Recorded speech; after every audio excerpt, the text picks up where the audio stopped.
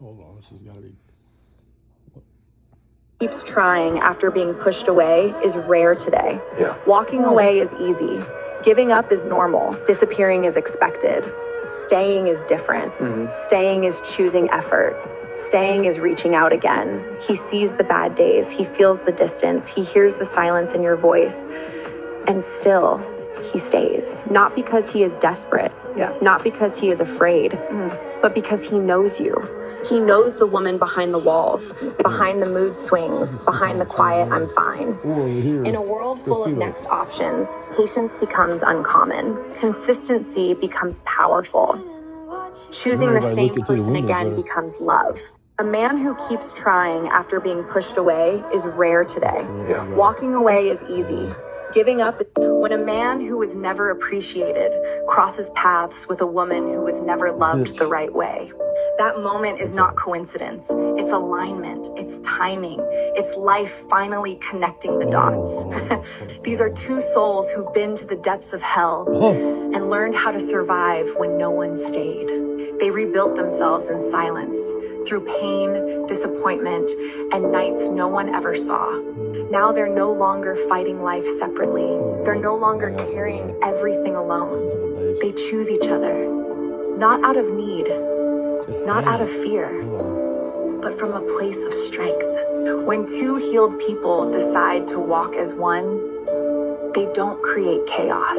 They create balance, growth, peace, and a love that finally knows who it is. That's not just a relationship. When a man who was never appreciated crosses paths... You know, if you sit quietly for a moment and just observe what's happening inside your head, you'll notice something rather extraordinary. There's this constant chatter going on, an endless stream of commentary, of narration, of conversation with yourself about yourself. It never stops. Even right now, as you're listening to me, there's probably another voice in your head commenting on what I'm saying, agreeing or disagreeing, planning what to think next, wondering if you've understood correctly, perhaps even talking about the fact that it's talking. This internal dialogue is so constant, so pervasive, that most people don't even notice it anymore. It's like the hum of a refrigerator that you only hear when someone points it out.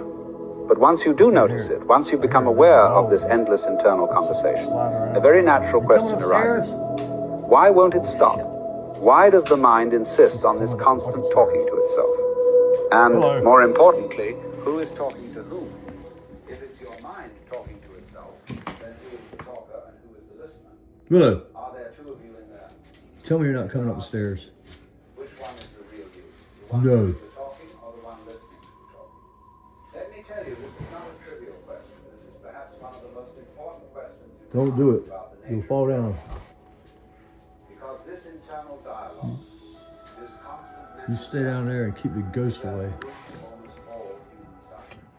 It's the mechanism to create anxiety, worry, regret, and most of our psychological pain. And yet we're so identified with it that we think it's who we are.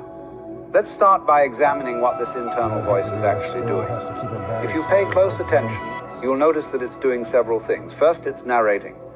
It's telling you the story of what's happening. I'm sitting here listening to this. I wonder what he'll say next. This is interesting. I'm not sure I agree with that. It's like a sports commentator giving you a play-by-play of your own life, except that you're living the life and providing the commentary simultaneously. Second, it's evaluating. It's constantly judging everything that happens as good or bad, pleasant or unpleasant, desirable or undesirable. I like this, I don't like that. This is going well, this is going poorly, I should have done that differently, I hope this continues, I hope that doesn't happen again. On and on, an endless stream of evaluation and judgment. Third, it's planning and rehearsing. It's constantly projecting into the future, imagining scenarios, preparing speeches you'll never give, having arguments with people who aren't there, worrying about things that might happen, fantasizing about things you hope will happen. I'll tell them this. If they say that, I'll respond with this. You know, if you sit quietly for a moment and just observe what's happening inside your head, you'll notice something rather extraordinary. There's this constant chatter going on, an endless stream of commentary, of narration, of conversation with yourself about yourself. It never stops. Even right now, as you're listening to me, there's probably another voice in your head commenting on what... This gave me chills. You must be strong enough, clear enough, disciplined enough to handle the blessings you've asked for. If I told you that the delay is your advantage, would you believe me? Because it is. Without resistance, there is no growth. Without the valley, the mountaintop means nothing. Without the breaking, there can be no rebuilding. So embrace the test. Let it shape you. Let it strip away what no longer belongs. Let it burn off every excuse, every limitation, every ounce of fear. That's what the test is doing. Not punishing you, but purifying you. And here's the truth most won't accept. If you are being tested, it means you are close. The closer you are to the door of destiny, the more fiercely the winds will blow. That resistance is confirmation, not condemnation. It is life's way of saying, you are on the path. Keep going. Prove it, and prove it you must. Because you don't get what you wish for. You get what you are willing to become. And becoming is not easy. It is not convenient. It is not instant. You're sticky. Becoming is a painful, beautiful, transformative process. One that strips away comfort, ego, and illusion. And replaces them with clarity, discipline, and strength. But most people quit too soon. They interpret the test as a sign to turn back. And they abandon the dream right before the reward. Do not be one of them.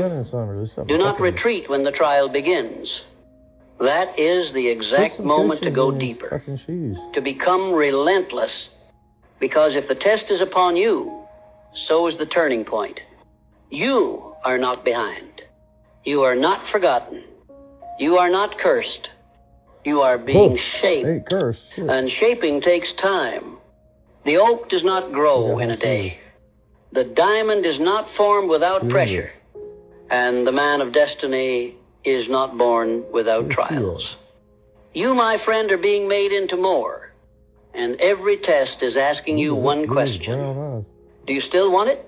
If the answer is yes, then your actions must speak. You cannot just wish. You must work. You must train your mind to see tests, not as setbacks, but as steps forward. This is how the winners think. They see pain as preparation. You gotta be a winner. They see failure as feedback. They see challenge as an invitation to rise. And that mindset alone makes them unstoppable. Because they do not fear the test, they expect it. And more than that, they welcome it. This gave me chills. Chill, yeah. Go chill out. You must be strong enough, clear enough. Hold on. This. Who's that?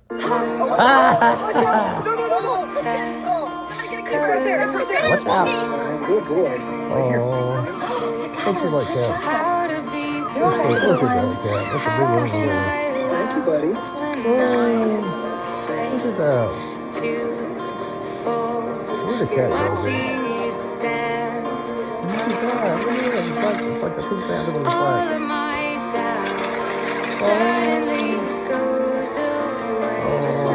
Oh, get away.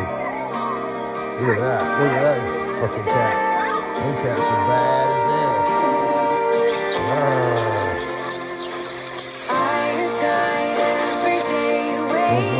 Put a dog in there and see what happens.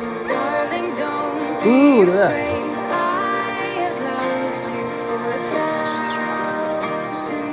Thousand years. The women running everything. Who's singing this?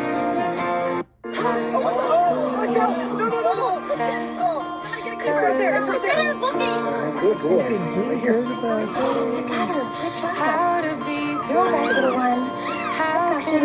Thank you, buddy. Willow, you should see this. Willow.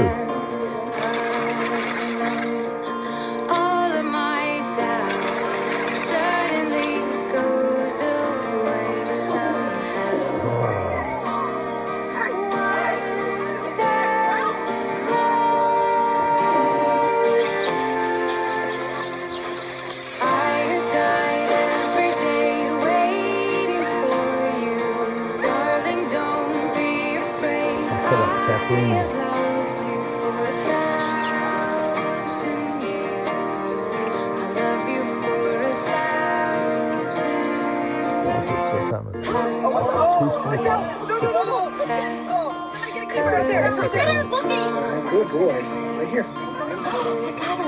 How to be your little one. How can I Thank you, buddy. when I'm afraid to fall? Watching you stand alone. All of my doubt suddenly goes away somehow.